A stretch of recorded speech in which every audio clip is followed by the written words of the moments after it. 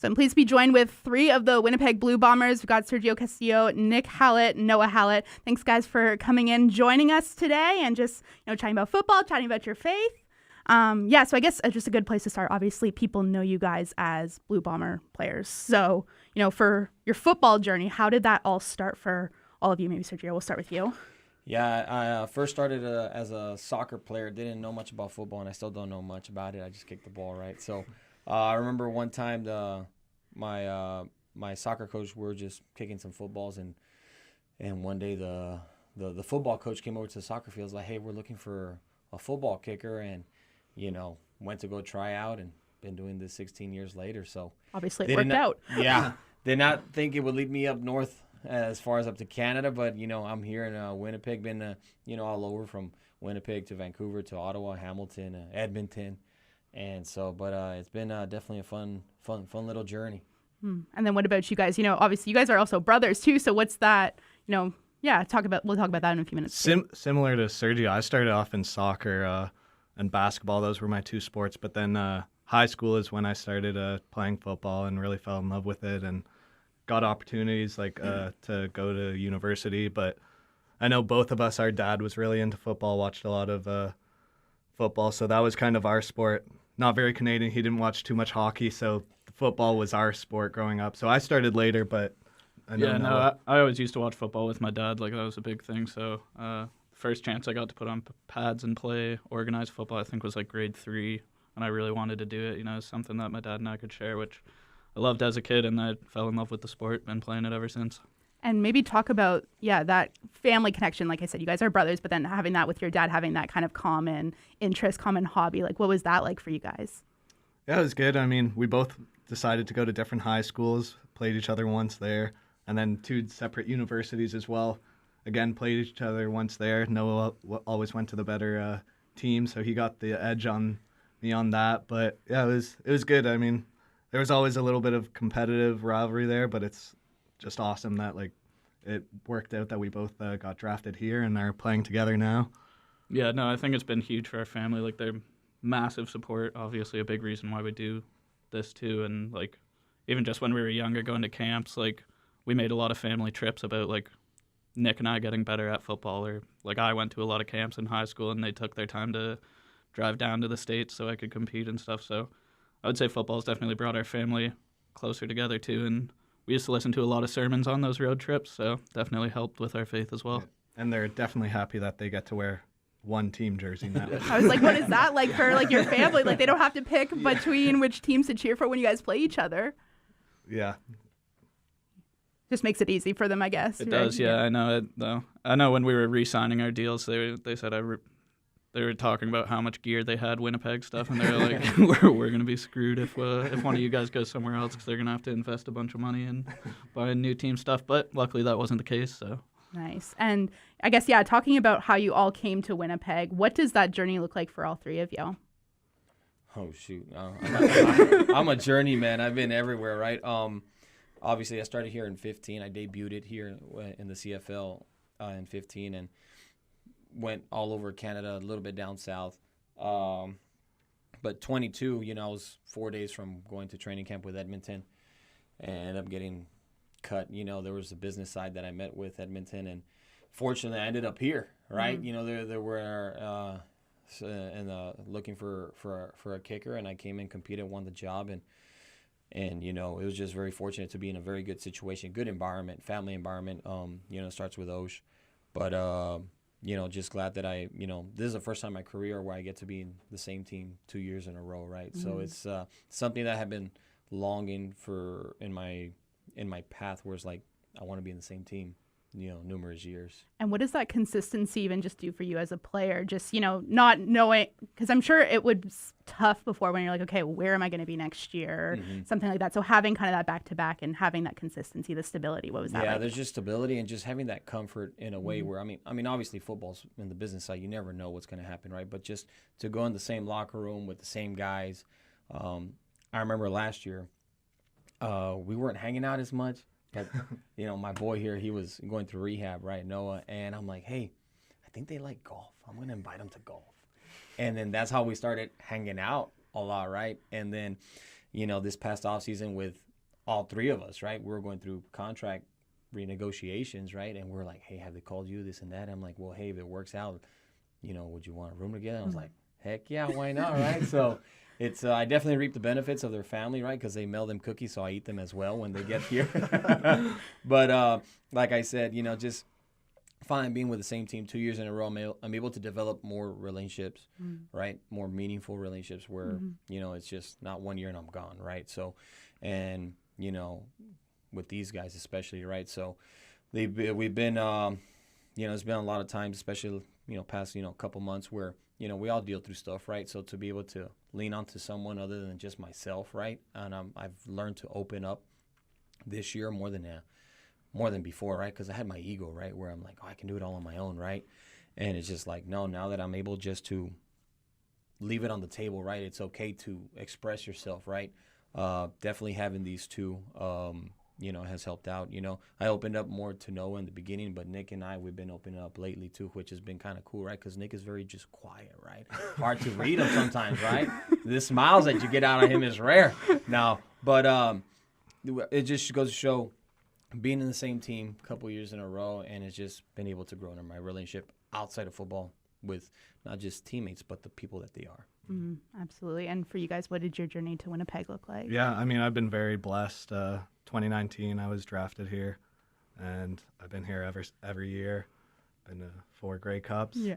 So that's not all bad. he knows, right? Hopefully a couple more. And like I said, I've just been very blessed, and I love this team. I love the city, the community.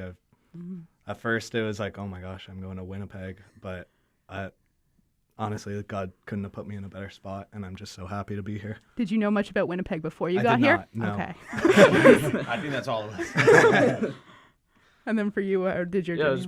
It was pretty similar. I've only ever been with Winnipeg. Got drafted in the COVID year, so didn't get to play that season, unfortunately, but then got to come here the next year with my brother, and that's made it super easy, and always have a roommate and someone to go through the plays with and everything. So yeah. And I mean, you guys are talking about like relationships, building friendships, and obviously you guys are brothers. You're kind of coming into their brotherhood. He's an honorary brother. Yeah. Okay. But you guys get to know each other. You get to build relationships, and you are also all involved with the chapel and everything like that. So since you've been a part of the chapel, how has that strengthened all of your faith? Well, just from the point, like at least from a personal standpoint, is like I was so used to just keeping things inside and dealing with them since I was 7, 8 years old, right? I grew up in a single parent home. My 2 aunts, my grandma, they raised me as well with my mom, right? But having, my father figure not being there, it did affect me a lot. So, but I dealt with it a lot by myself, right? And like I was mentioning earlier, this is the first year where I'm actually expressing it, right? And it's definitely a weight off my shoulders, right? So, and either we're on the golf course, we're in the backyard, or we're just just eating, just to be able just to have the confidence, like, hey, it's okay. You don't have to, put this, mask on all the time, right? So that's definitely helped me out just to, living with the Hallett brothers for sure.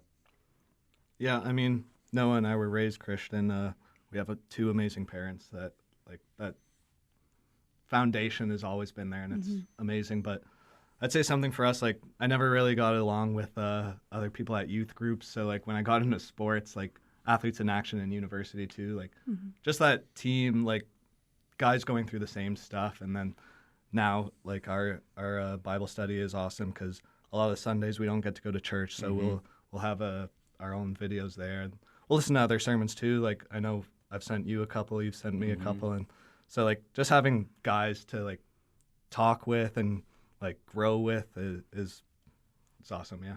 Yeah. No, I think like it's nice to just have a day of the week where you can actually get the Word of God in and kind of reflect on that. Because I've told the guys and talked with Serge, like football's a game where your emotions are, you can have a really good day, be on top of the world, or you can have the worst day ever and think you suck. It's just like you can go through a lot of emotions. So to have that day where you can kind of just put that aside and really get God's reassurance and what He says about you and your character into your ears, and let that seep into your soul and share it with guys on the team. Like, it just builds the I guess brotherhood in the team a lot better. So, and I guess, just thinking about, like you said, you can't necessarily go to church every week. You guys are on the road, you're playing games, you're practicing, doing whatever you're doing. And so, having that chapel service, having the Bible study, like you said, having that as that time to grow together, like you guys were saying, is super vital. So, what has your faith journey kind of looked like? I know, Nick, you were saying that during university you were kind of at a low spot. Yeah. I mean, in university, one of my last years, the first game that I played, I blew out my ankle pretty bad and was kind of out for the season, but worked really hard to get back. And then I think I missed 5 games, and then the sixth game, a couple plays in, I got a concussion. So it was like everything was just going bad in football. School, I was struggling. I was going through a little bit of depression, and it just like everything seemed to be just like pounding down on me. But that's one point in my life that I can really remember. Like, I just prayed a prayer. I remember listening to a sermon from a pastor back in London at home, and he was just saying, like, submit everything to God and give it all to Him. And so I just prayed that. I was like, God, if this is for me, then I would love this. I really like football, but I know your plans are way better than my plans. So I just gave that to Him. And thinking back on it now, it probably wasn't an audible voice like I told the guys, but like that's how I remember it was God saying, like, I've got you, like, don't worry. And just like that peace that I felt was incredible. And like I said, I got drafted that year still, and then I got to play every game, and 4 Grey Cups isn't bad. Two wins. I know that's one like thing that really sticks with me. So I've shared that story with the guys, but yeah, and then just hearing other guys' testimonies, it's awesome. And what was that like, maybe, because I'm sure that's something that you've heard before, like even before you going through that low season, it's just like, okay, trust God. Like, I have a plan. You've probably heard that a million times. Yeah. Maybe you roll your eyes when someone says, it's like, okay, I know that. But like, what was that like when it was really had to be put in action and it really had to become real for you? Yeah, I mean, it's easy to talk about. It's kind of different when you're going through that situation, and it's tough. Like, the unknown is kind of scary, but yeah, just really really putting that into action, just putting all your faith into God. And yeah, just like I said, His plan was always going to be way better than my plan. Didn't matter what I wanted to do, where I wanted to play, or this and that. It's been awesome. And it's all worked out. It has, definitely. And Noah, you're talking about that you were actually baptized by the chaplain last year. And, that is obviously just like, okay, obviously you really connected with him. That became like real for you probably. So what was that like?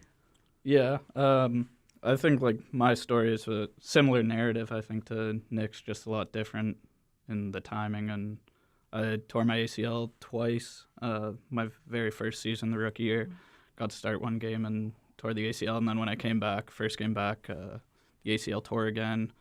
Tried playing on it, did a bunch more damage. Anyways, so 2 surgeries, kind of like 3 years. Got released for a bit. And then so during that period, I remember I just felt like I didn't have a lot of hope. And I was still around the guys, and they were, giving me words of affirmation and telling me stuff from the Bible, like stuff that I already knew. But obviously when you're in that point in your life, like things just keep seeming to go wrong. It's hard to really believe that and let it sink in. But I don't think there was like a specific moment or anything. It just, over time, it kind of grew in my heart that like ever since I think I said grade 3 when I started playing football, like I fell in love with it. And it's something that God really spoke to me and told me that He wanted, like, that I feel like it's my purpose to play football. And so same kind of thing. I started, getting in my Bible more, reading more, and just being around the guys in chapel. It kind of just confirmed for me that this is the way I want to live my life, and I want my character to reflect God's character as much as it could, even like throughout whatever is going on in your life. So yeah, I asked Lauren about getting baptized, and he was happy to do it. Yeah, and Sergio, for you, like, what has it been been looking like up and downs through your own career? You know, how have you seen your faith strengthened as well? The foundation has been, you know, obviously you got to have your family, and I'm a big believer, like, show me your 5 closest friends and I'll show you your future, right? So one thing that I tried to do in every team that I've been on is I try to surround myself with Christian brothers, right? Because then if they'll give me the right type of advice, they'll give me the type right of, like, for example, if you're hanging out with guys who don't lean on God, they're going to show you their ways of what is comfort, right? Right? It could be the satisfactions of the world, right? But if you hang out with brothers in Christ, they're going to show you what the comfort that God brings, right? Through the Word, through Bible plans, which we've done a couple of times in the morning, which we need to get back on that, right? You know, obviously chapel is just it's so hard, you know, when we're not able to go to church on Sundays, and you just want to get fed, right? It's like, because you, every day since, well, at least for me, from the moment I wake up and I go outside, I'm thinking of the wind. Okay, if the ball's going on here, right to left. I'm already making calculations in the wind, right? And so just to be able to find time in chapel, it's definitely, that's been the main constant thing away, right? Because my family's not here either, right? They're back in Texas. So, you know, I go through stress outside of football, right? I worry about them, right? And all the things that comes as being, you know, a husband and a father now. And so the main constant thing that has been there throughout the journey of being on different teams is be able to have Bible study, hang out with these guys, and it's just, and golf. Sensing a theme here. So it's like maybe after football, you guys taking up a golf career? I mean, the way we're playing right now. I don't know if we'll make too many. We've been thinking of making a podcast just for, you know, guys who just go out and shoot in the hundreds. That is us. You know? If you want to come play with us, have a good time, that is us. Oh, dear. Oh, okay. And, you know, just maybe to wrap this up, I'd love if maybe someone's watching this and maybe they're a football player, maybe they're a Christian. If you have one piece of advice from your career, your life, what would be that top piece of advice you would give? Back in 2014, I had just gotten released by Atlanta, and I was living in San Antonio, Texas, and I was taking a bus every day to work. I was working at a high school, right? But I would work out in the morning, so in order to do that, I had to leave at 4:22 in the morning every day. 4:22 in the morning. I get to the school gym at 5:46. The custodian would open it for me, work out for an hour and a half, and then I work from 8 to 3, and then take the bus back. And my bus driver, Mr. Fulton, one day he asked me, Serge, why are you always carrying your book bag and why are you always carrying your footballs? I started telling my story. I'm trying to pursue the pros, but I just got released, but I'm working now and pursuing my master's because that's why I have my book bag and blah, blah, blah. And he's like, Serge, have you heard of the vision board? I'm like, no. And he's like, in Habakkuk 2:2, it says, write the vision plainly down on tablet so he or she who reads it may run with it. Write your goals down every day. He's like, but what I want you to do is I want you to get a poster board. And I want you to cut pictures of your dreams and glue them on there. And I'm like, okay, like, why? And he's like, just do that. And tomorrow bring me the poster board. All right, so I had my top 3 dreams. Number 1 is to have a family. So I had 2 wedding rings there. Second one was, and I put 2 logos, NFL and the CFL. And the third one was, at the time, I wanted to be a principal for a high school. But then I worked at school. I'm like, man, kids are crazy. And so I show him the vision board the next day, right? And he said, Serge, this is going to be the first thing you see when you wake up. It's going to be the last thing you see before you go to bed. And it's going to remind you on bad days who you're going to become. Mm-hmm. But you need to have the vision written out, put in pictures so you can see day in and day out who you're going to become, right? So Habakkuk 2:2. Yeah, I'd just say, obviously you have to put in the work as a football player. That too, yeah. You can't, you can't, like, just hope that something's going to happen. You definitely have to put in the work, and school is part of that, grind and work out and attend meetings and make sure to focus on that. But saying all that, I'd say keep God first. Don't ever give him your spare time. That should be priority number one.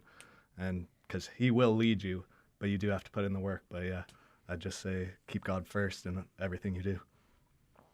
Yeah, I don't think mine's going to be as good as those two, but I would just say control the controllables. Like he said, obviously keep God first and study his character. In the Bible it says, not to be lazy. I said just work as hard as you can, obviously, and then the stuff that's not controllable, don't give your energy to that. Like, pray about it and let God handle it. If it's something that's for you and you're working as hard as you can, then he'll bring it to pass. And do you guys maybe have like a favorite Bible verse or passage? You were saying Habakkuk 2:2. Is that one that stands out to you? Luke 12:48 is one of my favorite ones. Is when much is given, much is expected out of you, right? So when I'm on the field and I question myself, which is quite a bit throughout the game, I tell myself, I'm like, you know what? God trusted you so much. He put you in this platform. So the responsibility goes up. Obviously, your play has to go up, but I remember that, you know what? God has trusted me to be in this platform. Yeah, mine, ever since that situation in university I talked about, one of my favorite ones have been Isaiah 48. The grass withers, the flower fades, but the word of our God stands forever. And that's just always been on my heart, and one that I like to just go back to. Yeah. I have a couple, but one that I've been liking recently for the last bit, since my ACL and everything, all that went through, is 2 Timothy 4, verse 7. It's I've run the race, fought the good fight, and I've kept the faith. And why I like that is just, that's a phrase I want to be able to say to myself at the end of my life, is I kept the faith through no matter what happened. I always kept God first, and that's the goal that I have in mind every day. Absolutely. Well, guys, thank you so much for coming in. And you guys have one more game for the regular season, so all the best, and then in the playoffs. And hopefully you bring a Grey Cup back to Winnipeg. Yes. Thank you for having us, and all the listeners out there, keep praying for us. Hey, that's right.